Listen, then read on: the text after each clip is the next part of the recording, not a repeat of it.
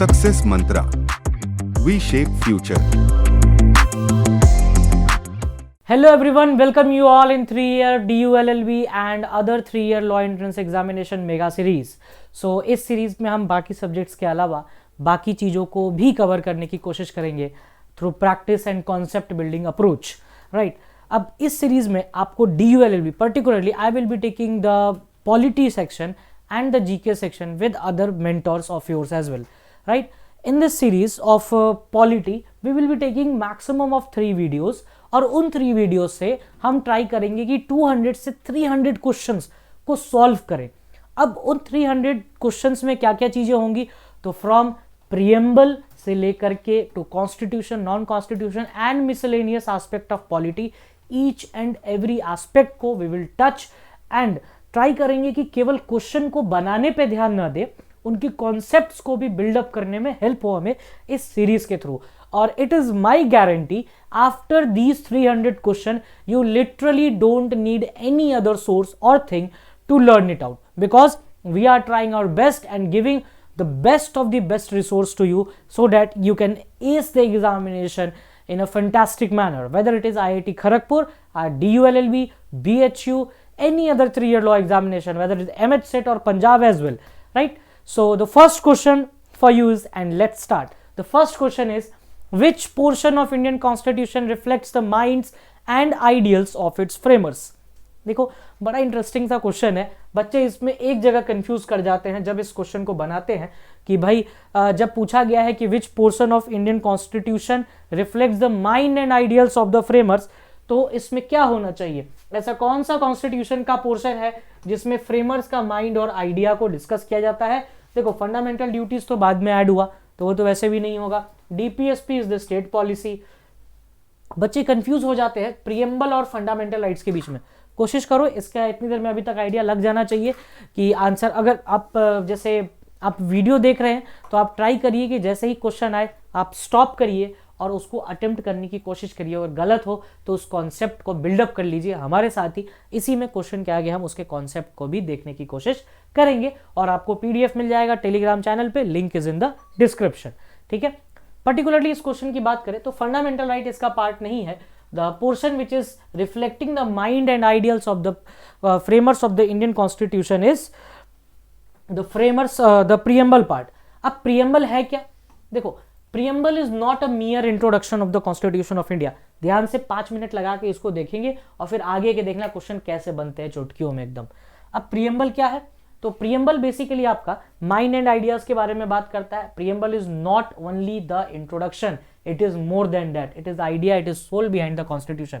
Preamble अपनी power कहां से डिराइव करता है, ये क्वेश्चन भी पूछा जाता है कभी कभार कि from where the preamble derives its source और पावर. तो preamble derives its power from people of India. People of India कैसे सर, तो देखो ऐसे, जब आप प्रियम्बल पढ़ोगे तो प्रियम्बल स्टार्ट होता है we the people of India having solemnly resolve to constitute India into a sovereign socialist secular democratic republic, ठीक है. और उसका justice, liberty, equality and fraternity, unity and integrity of nation, adopt enact and give ourselves this constitution on 26 November 1949, ठीक है. तो हमने constitution को कब अडॉप्ट किया और इनेक्ट किया, 26 नवंबर 1949 को. ये डेट याद रखना because the adoption date and enforcement date are different. The enforcement date of the Indian Constitution is 26 January 1950. और प्रियम्बल अपनी पावर कहां से डिराइव करता है, पीपल ऑफ इंडिया से. एक बात आती है कि प्रियम्बल पार्ट है या नहीं कॉन्स्टिट्यूशन का, तो yes it is a part of constitution, it is a part of Indian constitution. तो preamble is a part of constitution. But यहीं पर दूसरी बात आ जाती है कि किस केस में कहा गया था पार्ट है इंडियन कॉन्स्टिट्यूशन का ये, तो बोला गया था ये Kesavananda Bharati versus state of Kerala के केस में ये बता दिया गया था कि preamble is a part of constitution. लेकिन इससे पहले एक केस और आया था जिसके कारण ये बात उठी कि क्या प्रियम्बल पार्ट होगा या नहीं होगा. तो प्रियम्बल पार्ट होगा बाय केशवानंद भारती. और इससे पहले एक केस आया था री बेरूबरी यूनियन केस. इस केस में बताया गया कि preamble is not a part of constitution, but by Kesavananda Bharati re Berubari union को सरपास किया गया और कहा गया कि भाई देखिए केशवानंद भारती से बात ये क्लियर हो गई कि प्रियम्बल पार्ट है इंडियन कॉन्स्टिट्यूशन का. और केशवानंद भारती इज अ 13 जज बेंच इसकी रूलिंग आई थी 7:6 से। और प्रियम्बल के बारे में एक और चीज, preamble can be amended, can be amended, this is important thing. Preamble amend हो सकता है या नहीं हो सकता है, इस पे लोगों के सवाल रहते हैं। तो भाई 42nd कॉन्स्टिट्यूशनल अमेंडमेंट एक्ट 1976 से प्रियम्बल को अमेंड कर दिया गया था। और ये अमेंड जो किया गया तो 2-3 बातें ऐड की गई, 3 बातें ऐड की गई बेसिकली, कि socialist, secular and in unity of the nation, ये बात ऐड कर दी गई फ्रैटर्निटी के अंदर। तो ये तीनों बातें आपको ध्यान में रखनी है। तो आई होप कि मोटा मोटा कहीं ना कहीं आपका प्रियम्बल की क्लैरिटी दिमाग में आ गई होगी। Dates why I am saying कि इस सीरीज में आपको केवल क्वेश्चन प्रैक्टिस नहीं बल्कि क्वेश्चन के साथ कॉन्सेप्ट भी बिल्डअप करेंगे हम, ठीक है। चलिए नेक्स्ट क्वेश्चन देखते हैं क्या है हमारे लिए। Next question is which aspect of justice does the preamble emphasises. करके देखिए, ट्राई करिए, वीडियो स्टॉप करिए और अटेम्प्ट करने की कोशिश करिए कि ऐसा कौन सा एस्पेक्ट ऑफ जस्टिस है जो कि इंडियन प्रियम्बल मेंशन करता है। Justice does the preamble emphasises. अच्छा, क्वेश्चन पढ़ते समय एक बात का हमेशा ध्यान रखिए कि क्वेश्चन में नॉट तो नहीं लिखा हुआ है, ये थोड़ा सा ध्यान रखिए। ह्यूमन टेंडेंसी होती है ये नॉट हम नहीं देख पाते हैं क्वेश्चन में, तो भाई पॉजिटिवली देखने का आदत है तो कहां से देखोगे नॉट। तो जस्टिस किस तरह का है, तो प्रियम्बल में 3 तरह की जस्टिस है, social, economic and political justice. तो कहां पर है, सोशल जस्टिस ओनली नहीं, इकोनॉमिक नहीं, पॉलिटिकल नहीं, and the answer is social, economic and political justice. ये 3 तरह की जस्टिस के बारे में प्रियम्बल बात करता है। तो आई होप कि यहां पर क्लैरिटी आ गई होगी। जो जस्टिस वर्ड की हमने यूज की थी स्टार्टिंग में प्रियम्बल के regarding. Who wrote the objective resolution, who wrote the objective resolution which later influence the preamble of Indian constitution. देखो ऑब्जेक्टिव रिजोल्यूशन को लिखा गया था भाई Pandit Jawaharlal Nehru ji, first prime minister of India. तो पंडित नेहरू ने पहली बार ऑब्जेक्टिव रिजोल्यूशन लिखा और उसी को थोड़ा बहुत चेंज करके इंडियन कॉन्स्टिट्यूशन में अडॉप्ट भी किया गया। 13 दिसंबर को ये पहली बार हाउस में पेश भी किया गया था कि भाई देखिए 46 में कि भाई ये हमारा होगा प्रियम्बल, ये हमारी आइडिया होनी चाहिए। उस पर डेट एंड डिस्कशन के बाद डिबेट की गई, डिस्कशंस किए गए बाय द वेरियस मेंबर्स और फाइनली इसको अडॉप्ट कर लिया गया as a preamble in Indian constitution.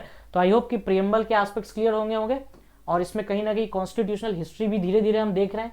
What is the source of the preamble, अभी जस्ट थोड़ी देर पहले हमने बात की है source of the preamble and power of the preamble. तो प्रियम्बल अपनी पावर कहां से डिराइव करता है, पीपल ऑफ इंडिया से।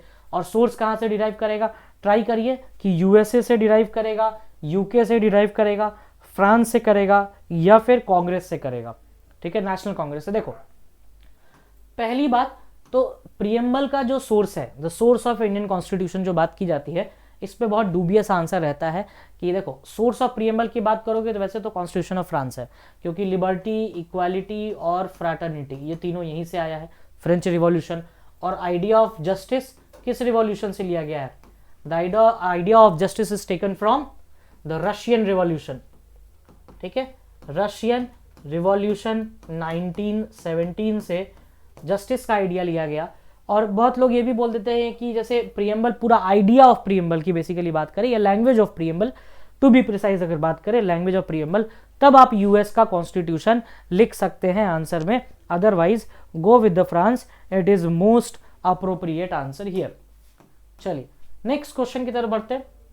Which part of the Indian constitution is based on the preamble, कौन सा ऐसा पार्ट है जो प्रियम्बल पे बेस्ड है, बोथ एफआर और डीपीएसपी। फर्स्ट ही क्वेश्चन तो था हमारा कौन सा आइडियल्स ऑफ प्रियम्बल कहां से आया या किस कॉन्स्टिट्यूशन मेकर्स का आइडिया किस पार्ट में है, तो प्रियम्बल में। जब आइडिया ही वही है तो पूरा कॉन्स्टिट्यूशन भी वहीं से होगा। तो Indian constitution is based on FR and DPSP. अच्छा, एफआर फंडामेंटल राइट्स कौन से पार्ट में है, पार्ट 3 ऑफ इंडियन कॉन्स्टिट्यूशन। थोड़ा सा फंडामेंटल राइट को देखते हैं और ये 12 से 35 है। इसमें आप आर्टिकल 32 जरूर पढ़ के जाइएगा, जिसको heart and soul of the Indian constitution बोला गया है, जिसमें रिट्स के बारे में बात है। खैर हमारे पास उस पर भी क्वेश्चन है तो उस टाइम पे हम डिटेलिंग में करेंगे। डीपीएसपी की बात करें तो ये पार्ट 4 ऑफ इंडियन कॉन्स्टिट्यूशन में है एंड दीज आर नॉन जस्टिसाइबल। आप कोर्ट में लेके नहीं जा सकते और कह सकते हो कि भाई मेरा डीपीएसपी वायलेट हुआ है बिकॉज इट इज नॉन जस्टिसाइबल, ठीक है। आगे देखेंगे, एक हमारे पास बड़ा इंटरेस्टिंग सा क्वेश्चन है regarding the DPSP and fundamental right. चलिए नेक्स्ट क्वेश्चन की तरफ बढ़ते हैं। Which part of constitution declares, India declares the idea of welfare state. तो वेलफेयर स्टेट का आइडिया कौन से पार्ट में मेंशन्ड है, देखो आप अगर ध्यान से देखो डीपीएसपी में क्या लिखा हुआ है, directive principle of state policy, मतलब स्टेट जो भी पॉलिसी बनाएगी वो स्टेट के वेलफेयर के लिए बनाएगी। तो A is the answer, that is the DPSP. I think it was the easiest one to guess it out, अगर आपको थोड़ी बहुत अंडरस्टैंडिंग है डीपीएसपी की तो। उसके बाद है a preamble to the constitution of India is. देखिए जब हम स्टार्टिंग में बात कर रहे थे फर्स्ट क्वेश्चन में रिगार्डिंग द प्रीएम्बल के भाई किस केस में कहा गया कि preamble is a part of constitution, किस केस में कहा गया पार्ट नहीं है। केशवानंद भारती में जब बेंच ये बता रही थी कि preamble is a part of constitution, उस समय बेंच एक स्टेप आगे गई और बेंच ने ये बात बोला, ध्यान से सुनिएगा उस बात को, preamble can neither be a source of power nor be a source of limitation of power. Preamble ना ही आपका पावर का सोर्स बनेगा, न ही आपको पावर को लिमिट करेगा। तो आपको यूज कर सकते हो अपने पावर को, आपके पावर को ये लिमिट नहीं करता है। तो बेसिकली प्रीएम्बल एग्जैक्टली है क्या यहाँ पे, अगर देखा जाए तो एक एक टर्म्स को देखते हैं। आइए, a part of constitution that has no legal effect, कुछ हद तक ये डाइजेस्टेबल है। नॉट अ पार्ट, ये तो गया, केशवानंद भारती में तो सीधा सीधा बोल दिया गया था कि preamble is a part of constitution. A part of constitution that has the same legal effect as any other, नहीं। अभी स्टेटमेंट देखो क्या बोला था कि neither can be a source of limitation of power nor be a source of power, ये दो चीजें याद रखना है। तो it is a part of constitution but has no legal effect independently of other parts. The most appropriate answer is D, कि ये भाई ना ही इस पावर का सोर्स है ना ही लिमिटेशन ऑफ पावर का ये सोर्स है। ठीक है, चलिए नेक्स्ट क्वेश्चन की तरफ बढ़ते हैं। Question number 8, the mind of the makers of constitution of India is reflected in which of the following. I think it is one of the easiest answer, और अभी तक आप गेस कर चुके होंगे स्टार्टिंग से अगर आप देख रहे हैं तो it is preamble. The mind and makers of the Indian constitution makers is reflected in preamble. Which one of the objective is not embodied in the preamble to the constitution? तो ये liberty के context में पूछा गया है कि भाई कौन सा ऐसा इसमें पार्ट है जो कि कॉन्स्टिट्यूशन में मेंशन नहीं है। देखो कॉन्स्टिट्यूशन जो लिबर्टी की बात करता है या प्रीएम्बल जो लिबर्टी की बात करता है वो कितनी तरह की लिबर्टी के बारे में बात कर रहा है, देखते हैं। Liberty of thought, expression, belief, faith and worship. Liberty of thought, expression, belief, faith and worship, ये कुछ 5 तरह की लिबर्टी है जो कि हमारा प्रीएम्बल बात करता है। अब ये देख लो इस आंसर में इसमें से कौन सा लिबर्टी नहीं है। Liberty of thought, expression, belief, economic liberty की बात नहीं करता है, तो ये नॉट वाला क्वेश्चन था। नॉट एम्बेडेड में क्या आ जाएगा, इकोनॉमिक लिबर्टी, बस काम हो गया हमारा। आगे बढ़ते 10th क्वेश्चन पे। The idea of welfare state in the Indian constitution अभी जस्ट देखा है, DPSP, B is the answer. I don't think इसकी डिस्कशन की नीड है। 11th, in the constitution of India promotion of international peace and security is included in.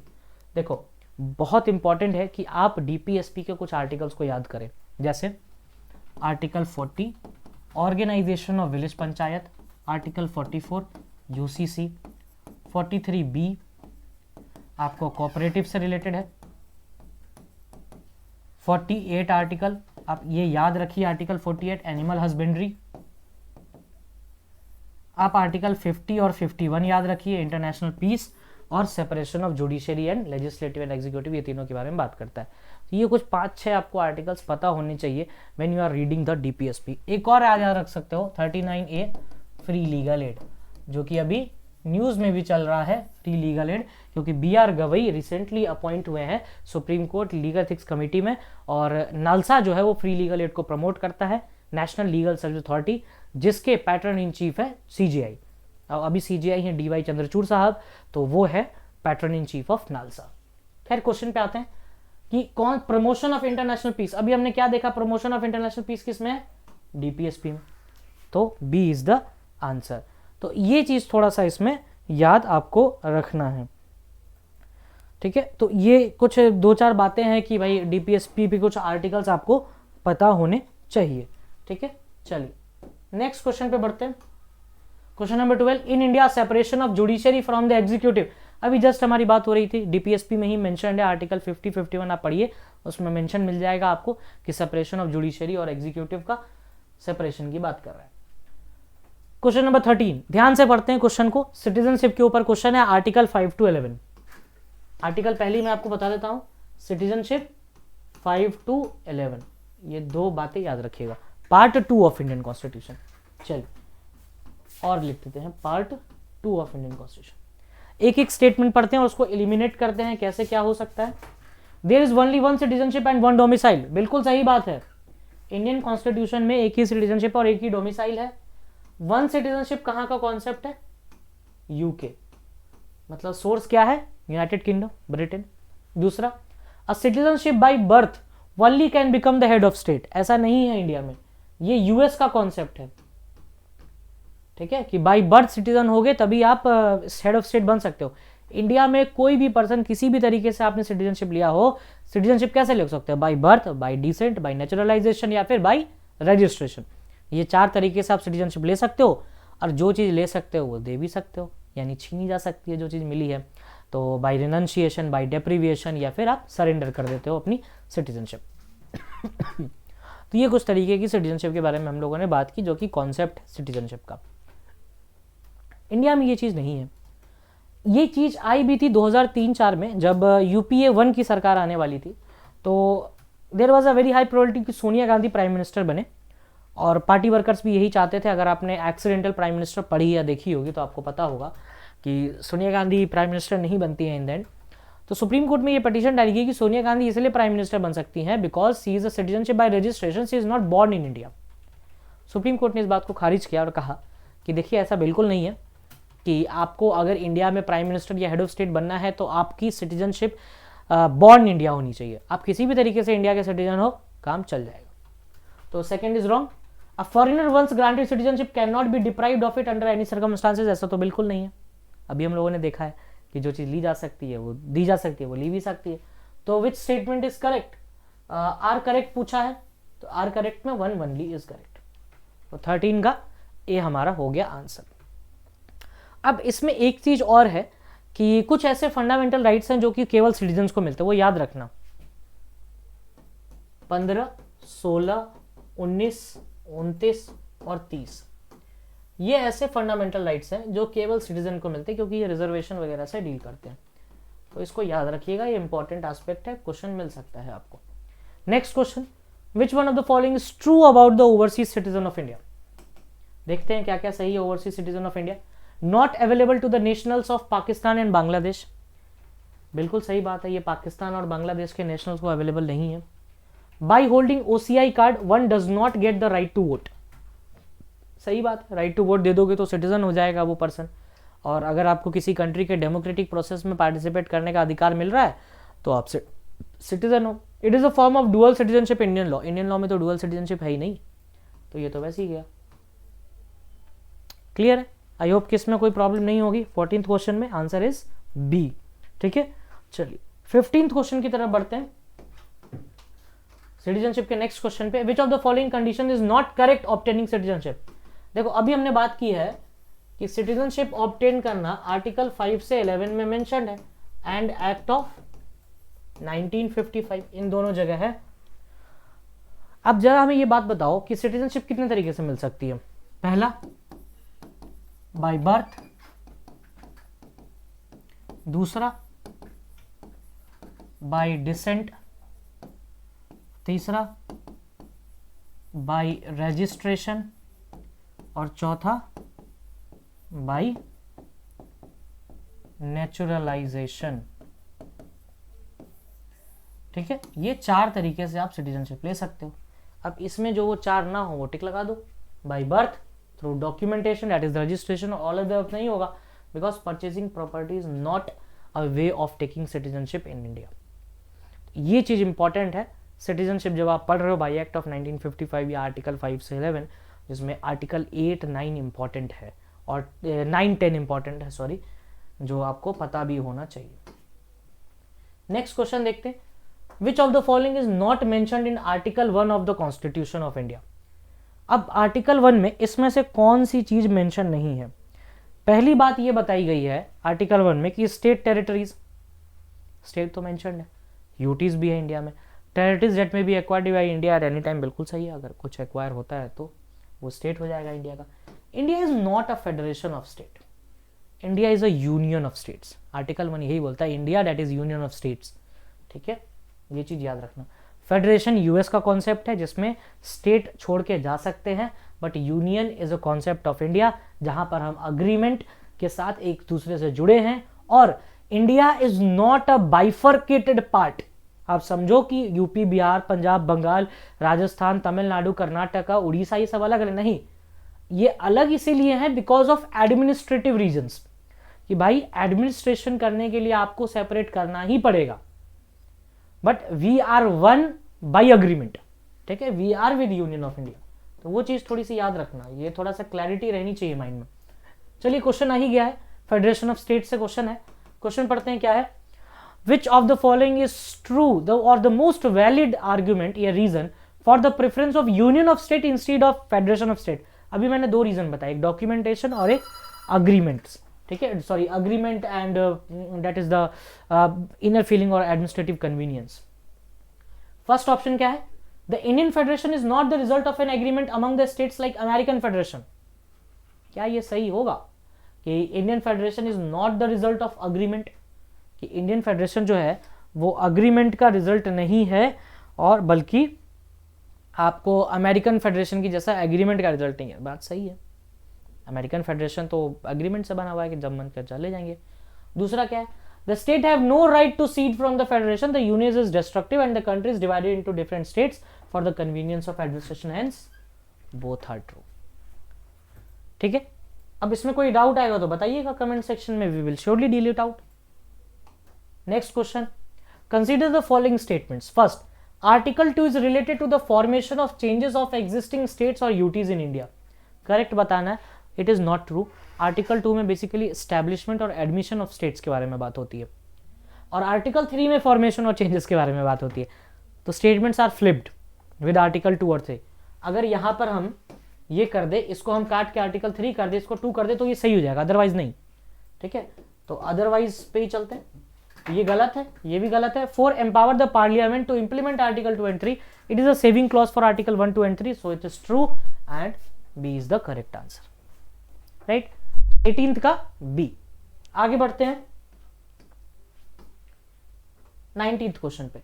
Ad hoc जजेस, ये वैसे जजेस होते हैं जिनको कुछ पर्टिकुलर टाइम के लिए जब रिक्वायरमेंट होती है तो हम बैठाते हैं और फिर उसके बाद मतलब बाकी अपना वैसे रिज्यूम हो जाता है। तो B is the very perfect answer. अ जज सेलेक्टेड टू जज one certain particular case and may not be regular जज ऑन द ओकेजन। ठीक है, तो 19th का B. 20th question, from which countries constitution was the DPSP was adopted? ये adoption, source of constitution important है, question याद रखिएगा, इस तरह के क्वेश्चन पूछे जाते हैं। इट इज फ्रॉम आयरलैंड और you can say the Irish constitution. ठीक है, ये दो बातें याद रखिए, आयरिश कॉन्स्टिट्यूशन से डीपीएसपी का कॉन्सेप्ट लिया गया है। 21th, what is the position of right to property in India? देखो ये क्वेश्चन इसीलिए आया बिकॉज राइट टू प्रॉपर्टी जो है वो आर्टिकल 19(1)(f) का पार्ट हुआ करता था। ठीक है, तो जब ये पार्ट था तो फंडामेंटल राइट था, लेकिन जब पार्ट नहीं है तो ये आर्टिकल 300A में डाल दिया गया। किस अमेंडमेंट से? बाई 44th कॉन्स्टिट्यूशनल अमेंडमेंट 1978 से। तो ये बन गया लीगल राइट और you can say the constitutional right because constitution में मेंशन्ड है। तो it is a legal right available to citizens only, legal right available to any person. ये फंडामेंटल राइट्स, तो फंडामेंटल राइट तो नहीं है बॉस। अब हमारे पास दो चीजें बचती हैं कि भाई ये कैसा राइट है कि सिटीजन्स को भी मिलेगा और या पर्सन्स को मिलेगा। तो सबको मिलता है राइट टू प्रॉपर्टी, अक्वायर कर सकते हो आप, जो डॉक्यूमेंटेशन है वो कराओ, अक्वायर करो। चलिए आगे बढ़ते। विच one of the following categories of fundamental rights incorporated against untouchability? देखो जनरली जो फंडामेंटल राइट्स होते हैं ना वो स्टेट के अगेंस्ट यूज होता है बस, लेकिन कुछ ऐसे एक फंडामेंटल राइट है जो कि स्टेट और प्राइवेट इंडिविजुअल के अगेंस्ट भी यूज हो सकता है। That is right against exploitation. Sorry, which one of the following categories of fundamental right incorporated against untouchability? हाँ, राइट अगेंस्ट एक्सप्लॉयटेशन है ये। सॉरी, एक्चुअली ये अनटचेबिलिटी की बात करता है, तो अनटचेबिलिटी हो गया आपको आर्टिकल 17 में। ठीक है, और आर्टिकल 17 में अब जब आप देखोगे तो 14 से 18 के बीच में आता है, तो it is a part of equality. ऐसे हम इसको मतलब वेरीफाई करा सकते हैं कि 14 से 18 के बीच में आर्टिकल 18 आता है, तो किसका पार्ट है? मेन हेडिंग पूछ रहा है, the basic right is equality. Right to equality is the answer for question number 22. Next देखते हैं, right to vote to be elected in India is a what kind of right? देखो it is a constitutional right, काम खत्म. But कैसे है ये देख लेते हैं. राइट टू वोट जो है, राइट टू वोट ये है आपको मेंशन आर्टिकल 326 में कि इंडिया में यूनिवर्सल एडल्ट फ्रेंचाइजी के बेसिस पे कोई भी पर्सन जो कि 18 प्लस का है वो वोट कर सकता है. And this is right to vote and it is a constitutional right to be precise. लोग लीगल राइट बोल देते हैं बिकॉज आरपी एक्ट से भी यहां पर आता है, but it is to be precise constitutional legal right. ठीक है, चलिए नेक्स्ट देखते हैं. Consider the following statements. Article 13 Indian constitution empowers all the minorities right to establish and administer educational institutions of their choice. बात सही है. इससे related अभी एक केस भी चल रहा है, अलीगढ़ मुस्लिम यूनिवर्सिटी का माइनॉरिटी स्टेटस. वो फॉलो अप करते रहना, काम आ जाएगा लीगल अफेयर्स में.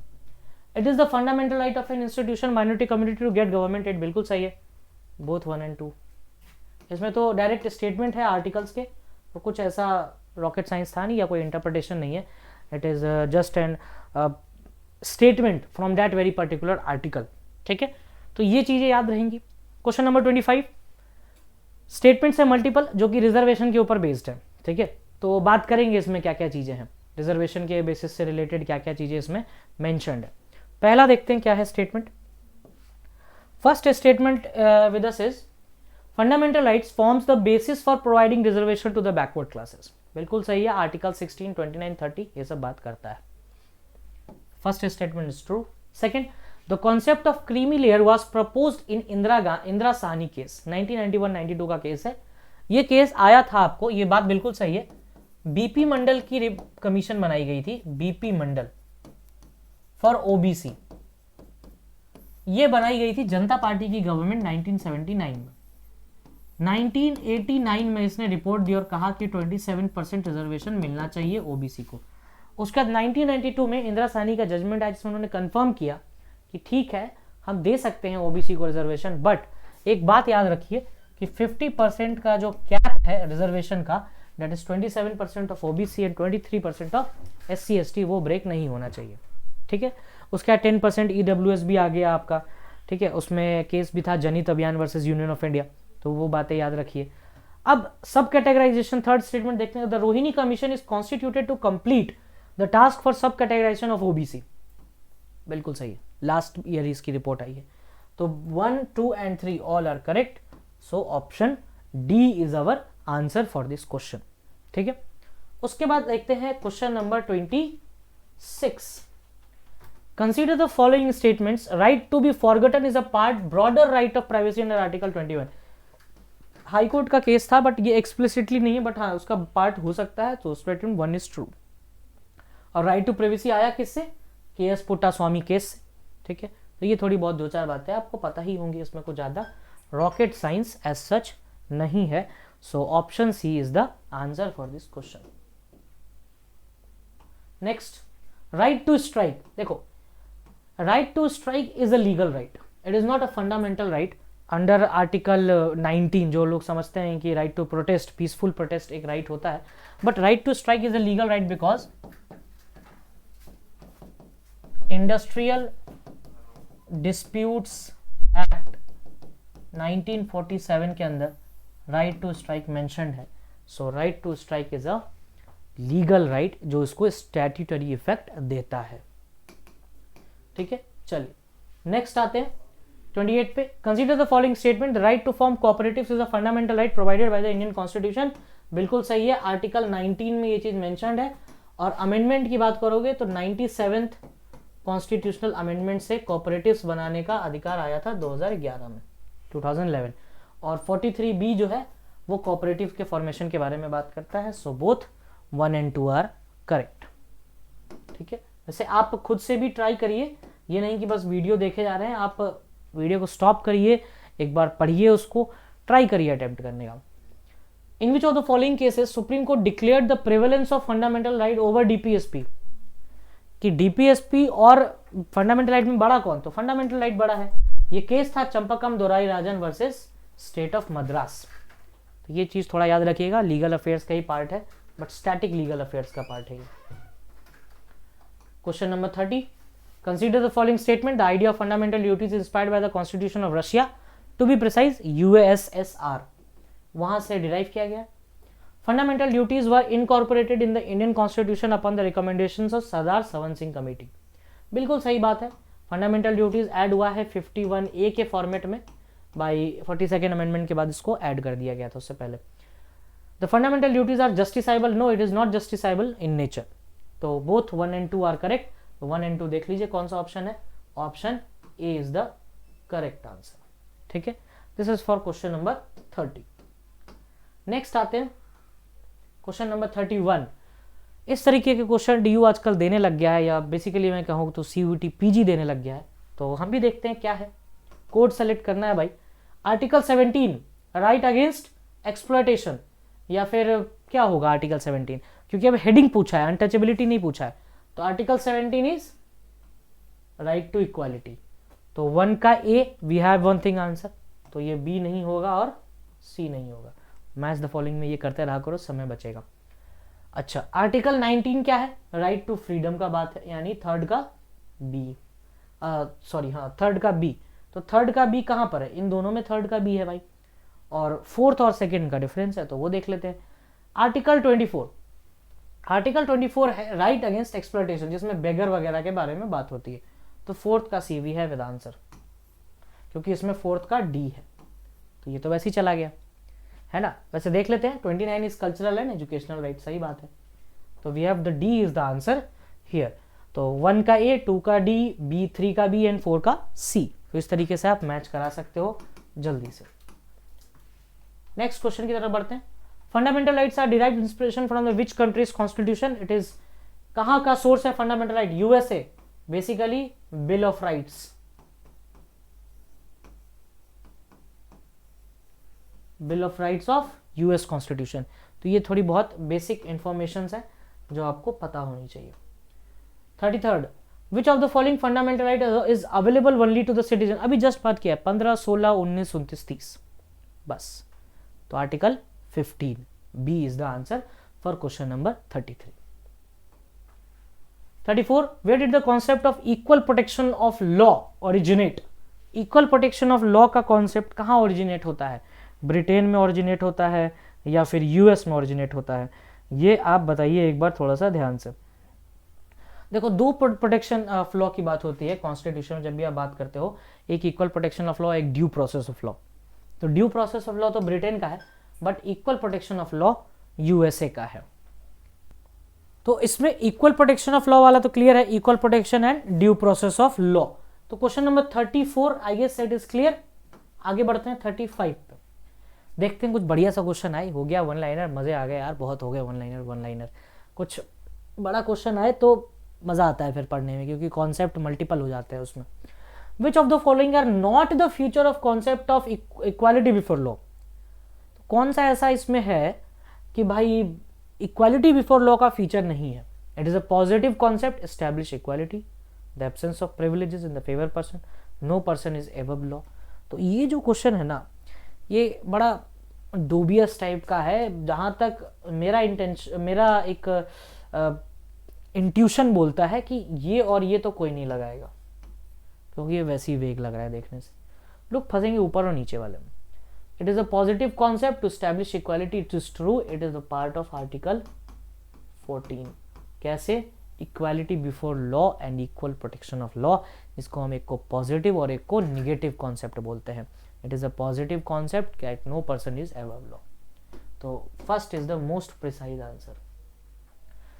चलिए, supreme court case takes the broader interpretation of article 21 protection of life and personal liberty. देखो, आर्टिकल 21 जो है लाइफ एंड पर्सनल लिबर्टी को बहुत ब्रॉड कर देता है, और उसको by and then supreme court ने मल्टीपल केसेस के थ्रू बताया है। इस केस का आंसर है मेनका गांधी केस, जिसको हम पासपोर्ट केस भी बोलते हैं। बट मेरा ये आप लोगों से रिक्वेस्ट रहेगा कि आप इसको थोड़ा ब्रॉड करिए, इस पर्टिकुलर टॉपिक को।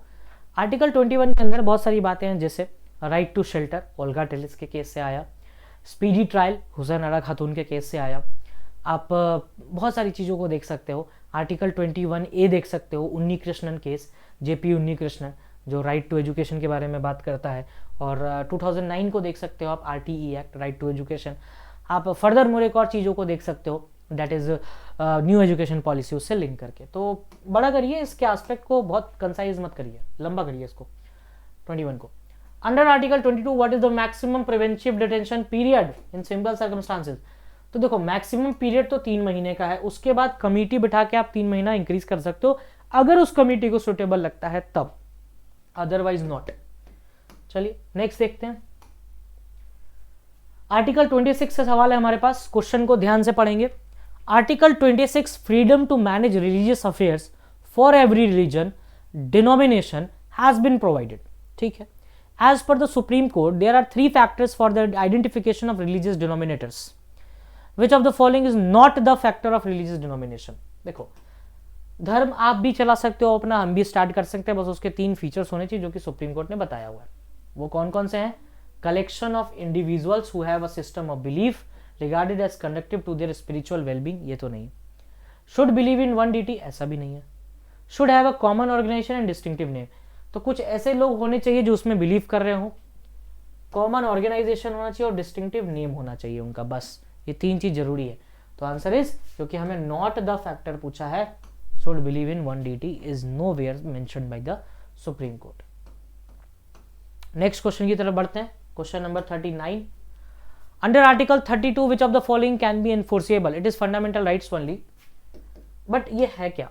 Article 32 talks about writ. Writ कह सकते हो या फिर आप सिंपल भाषा में इसको रेमेडी बोलते हो।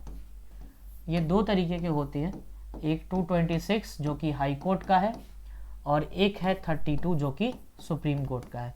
ये केवल फंडामेंटल राइट्स के लिए है, ये fundamental right plus constitutional rights दोनों के लिए। तो it have a broader ambit. 5 तरह की रिट होती है, हेबियस कॉर्पस, मैंडमस, प्रोहिबिशन,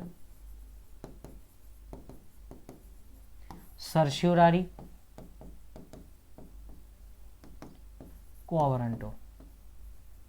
अब जिन लोगों ने क्लास किया होगा या पढ़ रखा होगा उन्हें पता होगा कि क्या होता है, बट जिन्होंने नहीं पढ़ा है, आगे हमारे पास इससे रिलेटेड एक क्वेश्चन है जिससे आपको और अच्छी तरीके से क्लैरिटी मिल जाएगी।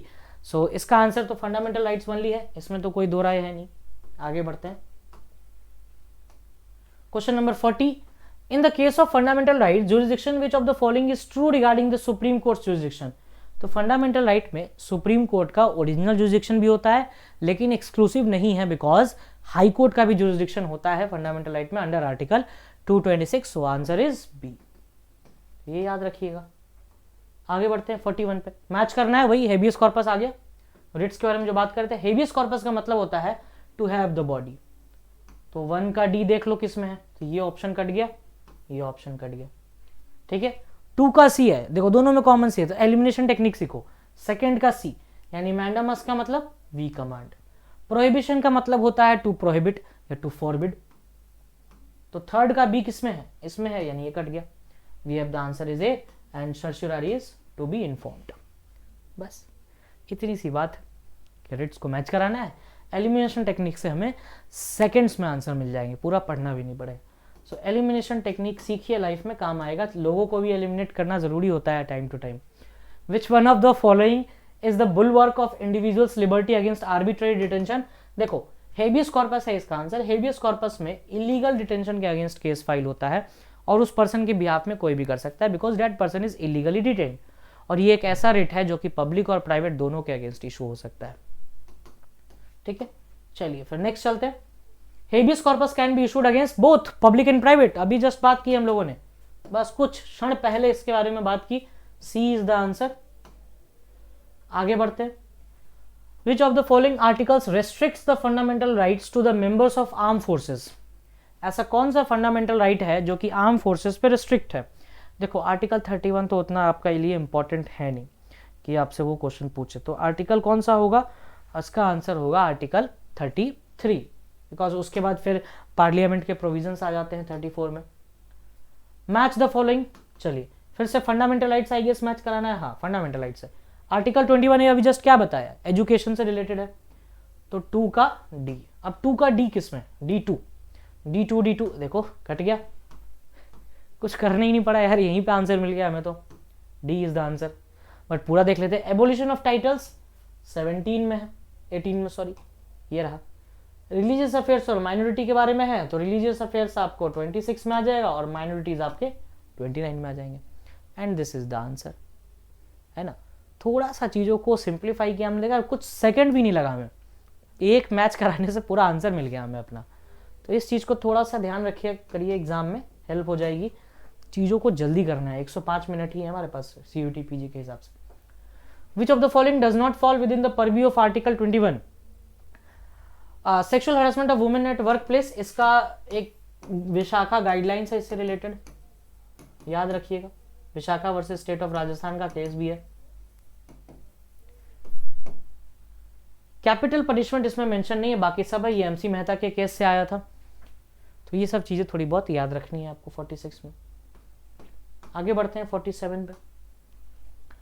विच of the following is not a part of article 20? Article 20 में 3 चीजें मेंशन है।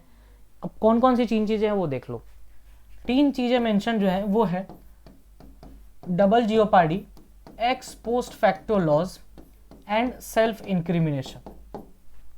ये 2-3 चीजें। अब सबका फुल फॉर्म इधर लिखा है इसलिए मैंने ये बोला, double jeopardy, ex post facto, prohibition, self incrimination. So our answer is C, ठीक है, जो उसमें मेंशन नहीं है। अब आगे बढ़ते हैं question number 48। Which of the following fundamental rights is available for both the citizens of Indians and aliens? तो 15, 16, 19, 29, 30 को हटा दीजिए, बाकी जो बचे वो आपका आंसर। तो इसमें तो 15 है, ये नहीं होगा, इसमें 16 है, इसमें 19 है, यानी आंसर है 20। इस तरीके से क्वेश्चन को बनाया जाता है। जब आप वेल वर्स्ड हो जाएंगे चीजों को और एलिमिनेट करना सीख जाएंगे तो काम हो जाएगा। अब देखो आर्टिकल 11 जो है, जिससे यहाँ पे क्वेश्चन पूछा गया, article 11 is related to what? तो ये सेविंग क्लॉज है बेसिकली सिटीजनशिप का, क्योंकि पार्लियामेंट इसमें बोलेगा कि भाई पार्लियामेंट कोई भी लॉ बनाता है तो ऊपर भी चेंजेस कंसीडर किए जाएंगे। So it is the answer, parliament to regulate the right of citizens of law. कितना आसान है, कोई टफ नहीं है सब। 50 पे आते हैं। कौन से जज थे 9 जज हेड के at the time of right to privacy? That is the KS Puttaswamy case. It was justice JS Khehar साहब थे उस टाइम पे चीफ जस्टिस 9 जज बेंच के। 51 question number 243D of Indian constitution is related to which provision? It is related to panchayat, ZB तक mention है पंचायत, ठीक है, तो ये इंपॉर्टेंट है, answer is C। 52 right to education से रिलेटेड है, जो कि आर्टिकल 21A में अभी हमने देखा, उन्नी कृष्णन केस, JP उन्नी कृष्णन। आगे और भी हमें कुछ कमिटीज के नाम मिलेंगे, देखने के लिए देखते हैं। It aims to provide primary education to all childrens age 6 to 14, बिल्कुल सही बात है, इसमें कोई भी शंका नहीं है। It mandates 25% reservation for disadvantage section, बिल्कुल सही है।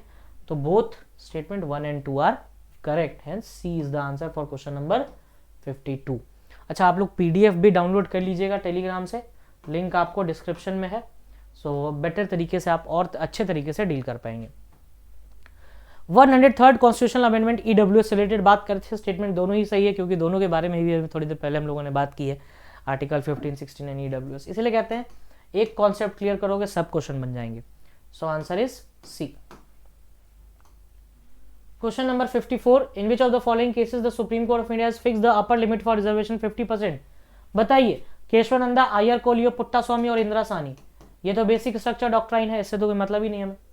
Iyer Coelho is not related to your case. Puttaswamy is the privacy judgment, hence answer is Indira Sawhney versus Union of India, the BP Mandal या मंडल कमीशन भी बोला जाता है इसको। Question number 55, the Ramamurthy committee report Unni Krishnan JP versus state of Andhra and Tapas Majumdar committee is related to what? अभी बात की है, एजुकेशन से रिलेटेड है सारे, है ना। अगर आपको एक भी आता है तो आप कर लोगे। अब उन्नी कृष्णन आए, तपास मजूमदार आए या रामामूर्ति आए, तीनों रिलेटेड हैं एजुकेशन से रिलेटेड। नेक्स्ट क्वेश्चन की तरफ बढ़ते हैं। With reference to the DPSP under the following statement, they are the positive rights and impose positive obligation on the state. बिल्कुल सही बात है कि ये पॉजिटिव राइट्स और पॉजिटिव ऑब्लिगेशन नॉन जस्टिसाइबल भी है, 36 article 37। Principles laid on DPSP are fundamental in governance, बिल्कुल सही बात है। तो 1, 2 and 3 that is basic things, ठीक है, जो आपको पूछी जाती है एग्जाम में। कंसिडर द फॉलोइंग स्टेटमेंट्स, ये डीपीएसपी के रिगार्डिंग है, यूसीसी के रिगार्डिंग। देखते हैं यूनिफॉर्म सिविल, अब उत्तराखंड में भी न्यूज में चल रहा है यूसीसी, तो कहीं ना कहीं आपके करंट अफेयर्स में भी है ये। The UCC is given to the DPSP of the Indian, सही बात है, और डीपीएसपी का कौन से आर्टिकल में, 44 में, ठीक है। Is envisaged throughout the country matter such as marriage, divorce और एडॉप्शन से रिलेटेड बातें करता है, और ये शर्ला मुदगल के केस से और हाइप हुआ था। So all the statement are correct, hence 1, 2 and 3 is the correct answer, that is D. I hope कि 15 में किसी भी तरह का कोई प्रॉब्लम नहीं होगा। 58 में आते हैं, it is again related to the fundamental duties because it is 51A। अब कौन सा ऐसा फंडामेंटल ड्यूटी है जो कि मेंशन नहीं है 51A में? अगर आप फंडामेंटल ड्यूटी के 11 ड्यूटी को एक बार देखिएगा ना, 10+1, हाँ 11 ड्यूटी को अगर ध्यान से देखिएगा तो आपको पता चलेगा, बहुत आसानी से किया जा सकता है। Upload and protect the sovereignty, unity and integrity of India, defend the country when called upon, protect the natural environment, but there is nothing like cooperative society का एस्टेब्लिशमेंट। तो D is the answer for question number 58। आगे बढ़ते हैं 59। Which of the following fundamental duties were added by 86th, अभी हमने just बात की fundamental duties last में, 10+1 जो मैंने बताया आपको, दैट इज 1 की ये एडेड है। तो इसमें यही था, एजुकेशन प्रोवाइड करना जो 6 से 14 ईयर्स के बच्चे होते हैं उनको।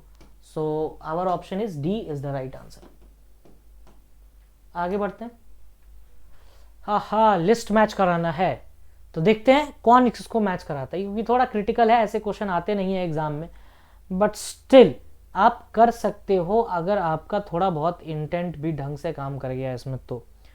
सो क्वेश्चन नंबर 60 का आंसर ट्राई करिए। पहला क्या है, to foster respect for the international laws, ठीक है, टू फोस्टर इंटरनेशनल लॉ किससे रिलेटेड है, उसके to have compassion for living creatures, living creatures का आपके मन में क्या कंपैशन है वो चीज है। उसके to develop the spirit of inquiry and reform to separate judiciary. देखिए जुडिशरी को सेपरेट करने की बात तो आर्टिकल 50 में लिखी हुई है, ये तो मुझे पता है, तो ये चीज तो कहाँ है, जुडिशरी, ये रहा आर्टिकल 50 यानी कि 3। तो देखो डी का 3 कहाँ पे है, ये ऑप्शन कट गया, ये ऑप्शन कट गया। हम थोड़ा मेहनत ही नहीं करते, क्यों करना है मेहनत जब पता है कैसे किया जा सकता है, क्वेश्चन को तरीका पता होना चाहिए, कि किसी को नहीं याद रहता ये। To foster respect for the international law, ये 51A में बात की गई है, तो 51A में बात की गई है। उसके बाद टू हैव कंपैशन, अब 51A के कौन से पार्ट में, जी में बात की गई है, क्योंकि उससे पहले इंटरनेशनल पीस ट्रीटी वगैरह के बारे में भी है, तो ए का यहां पर हो जाएगा 4, सॉरी ए का होगा आपको 2, 41C, क्योंकि to have compassion for the living creatures and inquiry reform, ये आपका 51A और जी में। आंसर इज बी, क्योंकि देखो ए का 2 है और इधर ए का 3 है, तो ये तो होगा नहीं। बस आगे बढ़ते हैं, फिर यही था मैच करना। क्वेश्चन नंबर 61, मिनी कॉन्स्टिट्यूशन किस अमेंडमेंट को बोला जाता है? It is 42nd amendment 1976। उसके बाद आया 44th अमेंडमेंट 1978, और 44th अमेंडमेंट करने वाले कमीशन थी एक JC शाह की कमीशन, जिसे आप शाह कमीशन के नाम से भी जानते हो प्यार से। नेक्स्ट क्वेश्चन देखते हैं क्या है। 62, who describe Indian federal as a quasi federal? It is K C Wheare, कुछ ऐसा वैसा नहीं है इसमें। अब federation with the centralise tendency किसने बताया था? ये आइवर जेनिंग्स ने बोला है। तो ये थोड़ी बहुत चीजें आपको याद ही होनी चाहिए, इसका कोई तोड़ नहीं है, एमएच सेट में पूछ लिया जाता है। डॉक्टर अंबेडकर इंडियन कॉन्स्टिट्यूशन के किस पार्ट को नोबल फीचर बोलते हैं? डीपीएसपी, फंडामेंटल ड्यूटीज को तो बोलेंगे नहीं, क्योंकि जब तक फंडामेंटल ड्यूटी आया अंबेडकर साहब एक्सपायर कर चुके थे, बहुत बाद में आया। तो आंसर इज डीपीएसपी, क्योंकि नोबल फीचर इसीलिए है क्योंकि स्टेट को डायरेक्शन मिलती है इससे। नाउ वोटिंग एज के बारे में हम लोगों ने स्टार्टिंग में बात की थी कि it is a constitutional right, जब ये एज रिड्यूस की गई बाय 61st कॉन्स्टिट्यूशनल अमेंडमेंट 1989 से। ठीक है, चलिए 66 की तरफ बढ़ते हैं। Forms of oaths and affirmations, कि भाई ये किस पार्ट किस शेड्यूल में है, ये मेंशन्ड है, तो इट इज 3rd शेड्यूल। याद रखिएगा 12 शेड्यूल्स हैं जो आपको पता होने चाहिए। Which state is not mentioned under the 6th schedule of the administration for tribal areas? For the administration of tribal areas, इसमें याद रखना तमामी states, त्रिपुरा, असम, मेघालय, मिजोरम। बस यहाँ पे त्रिपुरा नहीं है, अगर नागालैंड होता तो सारी हो जाए। नागालैंड नहीं है, बाकी सारे हैं, त्रिपुरा, असम, मेघालय, मिजोरम।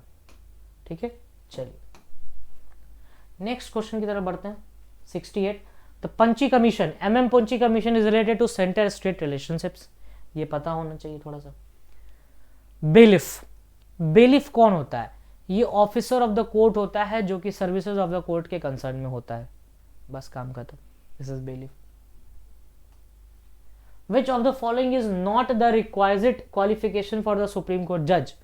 देखिए, सुप्रीम कोर्ट के जज का रिक्वायरमेंट का कोई मिनिमम एज नहीं होता है कि आप इतने साल के होने ही चाहिए, बट हाँ मैक्सिमम होता है कि retirement age 65 years and high court का 62 ईयर्स।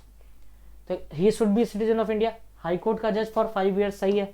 हाई कोर्ट के प्रेसिडेंट के सामने एक डिस्टिंग्विश्ड आप पर्सनैलिटी होनी चाहिए, लेकिन there is no such minimum qualification, minimum requirement age के लिए।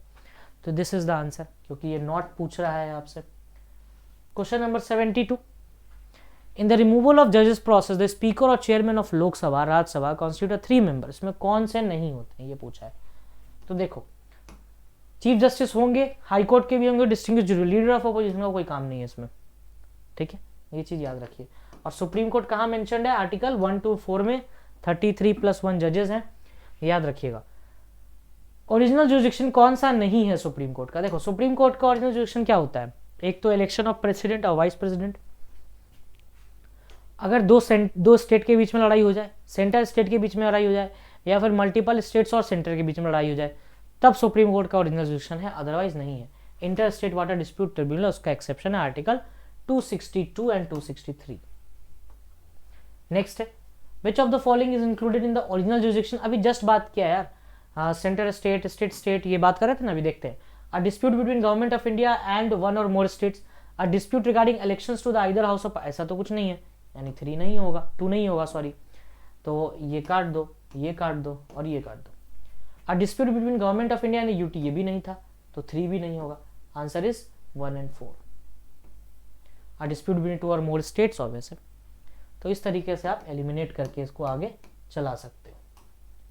74, the power of supreme court of decide to disputes between the centre state falls in the, अभी जस्ट देखा है, it is a part of original jurisdiction. ठीक है, चलिए। In India judicial review implies कि supreme court अपने ही मतलब जजमेंट को रिव्यू कर सकता है। The power of judicial to review its own judgment given earlier on similar और different cases, D is the answer. 76, the 44th amendment of the constitution of India introduced an article placing the election of the prime minister beyond judicial review। देखो, ये ना 42nd था, ये 44th नहीं था। अगर इसको स्टेटमेंट को सही करना है आपको, तो यहाँ पर 42nd कर दीजिए, ये सही हो जाएगा। तो फर्स्ट इज रॉन्ग। अब देखते हैं, तो Supreme court of India struck down the 99th amendment of the constitution being violative of the independence of judiciary। it is absolutely right because it is related to NJAC, national judicial appointment commission, 2014 में आया था ये। तो only कौन सा correct है? 2 only. First is wrong because 42 amendment से वो चीजें हुई थी। नेक्स्ट, अ जज of the supreme Court may resign his office by writing to the president of India. कोई दो राय नहीं, इसका तो बी है आंसर। आगे बढ़ते हैं। In the absence of the president of India, if the vice president is not available, who among the following act as the president? Chief justice of India, justice MH Beg बन चुके हैं ऐसे president 2 बार। Question number 79, with reference to the judicial appointments consider the following. In practice the appointment of chief justice of India is done strictly on the basis of seniority. बिल्कुल सही बात है, ये सीनियोरिटी के बेसिस पे ही होता है, और सीनियोरिटी में एज नहीं, एक्सपीरियंस मैटर करता है। कोलेजियम सिस्टम होता है जो does not send the recommendation directly to the prime minister to advise the president. सही बात है कि इसको डज कर लो, सेंड्स द रिकमेंडेशन, वो रिकमेंडेशन भेजते हैं बेसिकली। ठीक है, तो answer is both is correct. और यहाँ कोलेजियम सिस्टम में कौन लोग होते हैं? 4+1 मेंबर होते हैं। 1 is the CJI and 4 is the senior most जजेस आफ्टर CJI। चलिए नेक्स्ट क्वेश्चन की तरफ बढ़ते हैं। 80 question number, the chief justice of India is appointed by the president under article 124। बिल्कुल सही बात है। The appointment of CJI is done on the recommendation of supreme court collegium, ये भी सही है, सी। Consider the following statement. Article 226 empowers the Supreme Court and High Court to issue writs of all kind। नहीं, Article 226 किसको empower करता है? High court को, ना कि सुप्रीम कोर्ट को। तो ये थोड़ी सी बात यहाँ पर क्लैरिटी रखो, तो ये गलत हो गया। अच्छा नॉट करेक्ट पूछा है, तो नॉट करेक्ट है तो यानी ये सही है, हमारा स्टेटमेंट वैसे गलत है। The quo warranto writ is issued to direct the release of a person detain unlawfully, habeas corpus is issued, not this, तो ये भी सही, स्टेटमेंट गलत है लेकिन हमारे आंसर के लिए ये सही हो रहा है। The mandamus empowers the higher court to remove a proceeding from a lower court to bringing itself before, ये तो सर्चुरारी है और क्वो वारंटो होता, मैंडेमस कैसे हो जाएगा, तो 1 2 3। Next Vishakha guidelines sexual harassment at work place, अभी जस्ट देखा आर्टिकल 21 में। With reference to the Indian judiciary consider the following statement, any retired judge of the Supreme Court can be called back to the sit and act as a Supreme Court judge by the Chief Justice of India with the prior permission of the President of India। बिल्कुल सही बात है, ऐसा बिल्कुल हो सकता है, high court में भी हो सकता है, हाई कोर्ट अपना कोर्ट ऑफ रिकॉर्ड रखता है, जो बताया गया है preview its own judgement that is the court of record, तो बोथ 1 and 2 आर करेक्ट, 83 का आंसर है सी। नेक्स्ट क्वेश्चन की तरफ बढ़ते हैं। The power to increase the number of जजेस, ये 2019 में ही बढ़ाया गया है, पार्लियामेंट के पास ये पावर है। 85 the quorum joint sitting 1/10 of the total member of the house, तो answer is C 1/10। Article 16 clause 1 constitution incorporates the concept of equality of results, equality of opportunity, basically बात वही बात ही करता है article 16। Supreme Court established on 28 January 1950।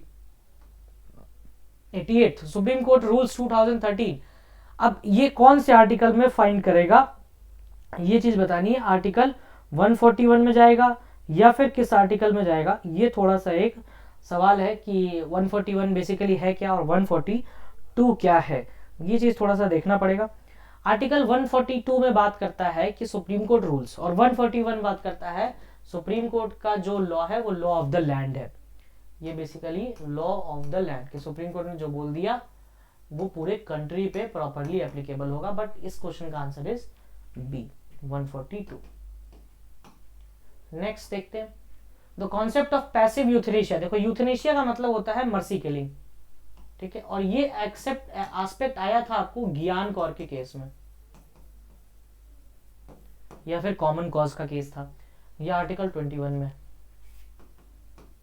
Next देखते हैं question number 90 which is the last question for us. The law declared by the supreme court is binding, और अभी जस्ट देखा है आर्टिकल 141 है ना। सो इस सेशन के लिए इतना ही, and I hope you might have enjoyed the session very well. इसको प्रैक्टिस करिए, कॉन्सेप्ट बिल्डअप करिए, देखिए 90 में से आपके कितने सही हुए, उन कॉन्सेप्ट्स को तैयार करिए, and we will surely come back with a new set of questions apart from the president, vice president, prime minister, parliament. अगले सीरीज में हम ट्राई करेंगे कि हम most of the part budget तक खत्म करें, उसके अगले सेशन में हम रेस्ट ऑफ द पार्ट को वाइंड अप करेंगे, ठीक है। सो आज के लिए इतना ही और इस सेशन के लिए इतना ही, बट सीरीज में अभी और भी चीजें हैं। Thank you, that's all from my side.